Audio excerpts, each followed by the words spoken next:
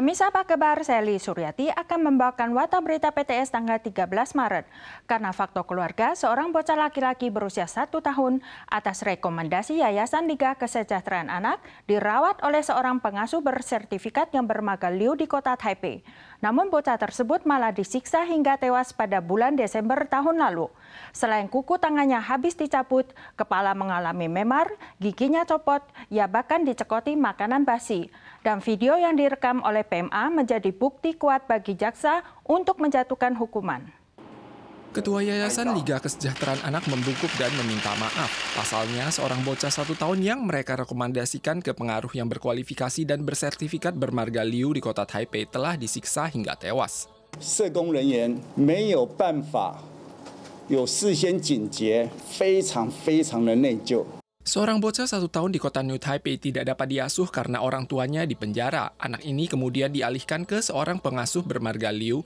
Namun setelah dirawat 3 bulan, bocah ini tiba-tiba dilarikan ke rumah sakit dan meninggal. Ia diduga dianiaya oleh pengasuhnya saat masih hidup. Selain semua kuku tangannya habis dicabut, kepalanya juga mengalami memar, giginya copot, ia bahkan dicekoki makanan basi. Oknum tidak menunjukkan kejanggalan pada 3 bulan pertama. Pada bulan keempat, ia meminta penundaan kunjungan dengan dalih anak itu sakit. Akibatnya peristiwa yang disesalkan terjadi. CWLF juga menjelaskan bahwa mereka tidak memiliki prosedur penanganan anak cedera. Kekerasan terhadap anak biasanya ditangani oleh Pusat Pencegahan Kekerasan Rumah Tangga dan Pelecehan Seksual. 相信社工没有造假的。是4颗牙齿都掉了，这件事情毫无异状吗？掉牙的时候，我们也约了牙科医生，一切都进入了司法调查。 Oknum dan adiknya tetap membantah telah menyiksa anak. Kasus ini baru terungkap setelah video yang direkam oleh PMA di rumah pengasuh menjadi bukti bagi jaksa untuk menahan pengasuh tersebut. Dan apakah petugas CWLF benar-benar melakukan kunjungan rutin? Jaksa juga perlu mengklarifikasi apakah ada kebohongan. Kasus bocah laki-laki yang disiksa sampai tewas sangat menyayat hati. Pengasuh yang terlibat telah ditahan. Sementara petugas sosial dari Yayasan Liga Kesejahteraan Anak yang bertanggung jawab menangani kunjungan anak kemarin dikenakan tuduhan pemalsuan dokumen dan kelalaian yang menyebabkan kematian. Ia diborgol saat ditahan, tapi kemudian dibebaskan dengan uang jaminan sebesar $300.000. Setelah itu, Serikat Petugas Sosial Kota Taipei mempertanyakan apakah aksi borgol yang dilakukan itu wajar dan menyuruhkan pihak berwenang untuk berani bertanggung jawab. Mengenakan jas putih saat meninggalkan kantor kejaksaan, adegan petugas sosial bermarga Chen yang diborgol membuat para petugas sosial dasar merasa ketakutan. 警调单位却故意把他的刑具露出来了，是不是就是检方为了要取悦社会大众而做了这场表演这样子？ Serikat Petugas Sosial Kota Taipei mempertanyakan apakah aksi borgol yang dilakukan polisi itu wajar dan sesuai dengan prinsip proporsionalitas. Sebagian netizen berpendapat bahwa kalau diborgol berarti sudah ditemukan bukti dan oknum harus diborgol saat ditangkap dan didakwa. Namun Yayasan Reformasi Peradilan menyatakan bahwa Kitab Undang-Undang Hukum Pidana mengatur asas proporsi dalam penggunaan pengekangan yang sebaiknya dihindari di depan umum. 这个部分已经严重的违反了侦查不公开的这种状况，我们就最担心的就是它妨碍到后面的侦查，或者是对于被告有一个过度污名化的状况，那对于将来的审判也不公平。 Departemen Kepolisian Kota Taipei meminta maaf atas aksi pemborgolan tanggal 13 dan menyatakan mereka akan memperkuat pelatihan polisi. Pihak serikat juga mendesak Aliansi Kesejahteraan Anak untuk tidak melimpahkan semua tanggung jawab kepada petugas sosial dasar. MOHW selaku pihak yang berwenang juga harus melakukan intervensi. Jika tidak, hal ini dapat mengakibatkan eksodus massal petugas sosial di seluruh Taiwan.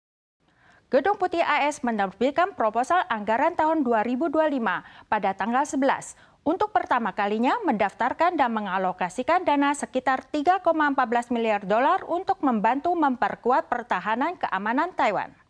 Proposal anggaran AS tahun depan untuk pertama kalinya mendaftarkan Taiwan secara terpisah dan mengalokasikan dana $100 juta Amerika, sekitar $3,14 miliar Taiwan, untuk membantu dan memperkuat pertahanan persenjataan Taiwan. Departemen Luar Negeri AS menyatakan ini adalah investasi bersejarah untuk menampilkan komitmen terhadap keamanan Taiwan.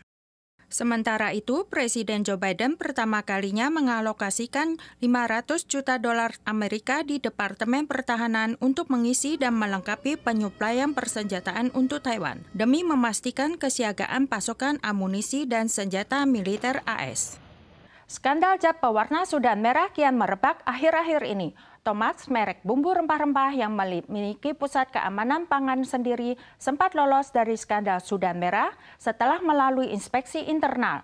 Namun, Departemen Kesehatan Kota Taipei mengumumkan bahwa bubuk cabai Tomax yang dijual di website Carrefour ditemukan mengandung residu pestisida. Departemen Kesehatan Kota Taipei melakukan pemeriksaan acak terhadap produk bubuk cabai. 6 dari 23 produk tidak memenuhi syarat. Bahkan bubuk cabai merek Tomax ditemukan mengandung pestisida kormequat. Begitu juga dengan bubuk cabai merah Hongaria dan bubuk paprika merah halus merek lain.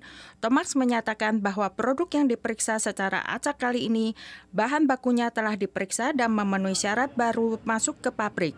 Mereka akan mengajukan permohonan untuk pemeriksaan ulang dan produk akan ditarik dari rak terlebih dahulu.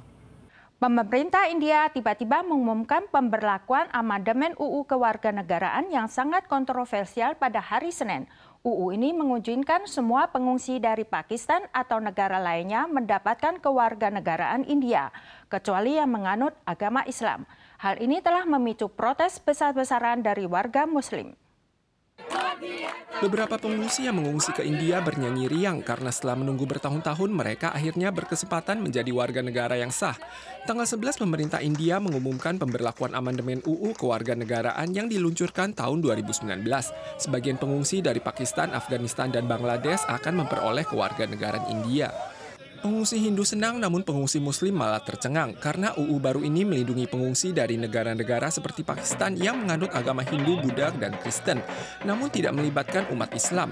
Saat Kabinet Narendra Modi meluncurkan amandemen tersebut, RUU ini dikritik diskriminatif dan memicu protes besar-besaran sehingga ditangguhkan. Tak disangka hampir 5 tahun kemudian, UU tersebut bangkit kembali sehingga membuat pendukung umat Islam marah. Partai oposisi bahkan mengkritiknya sebagai aksi untuk memanipulasi pemilu.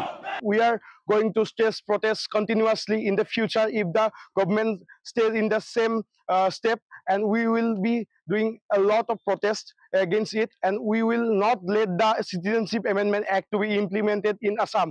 Populasi Muslim di India sebanyak 200 juta jiwa. Mereka khawatir akan menjadi imigran gelap setelah UU baru ini diberlakukan.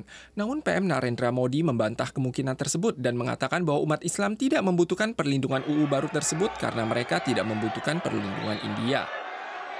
Para pemirsa sekalian, sekian warta berita dari PTS. Kita soal lagi di lain kesempatan. Sampai jumpa.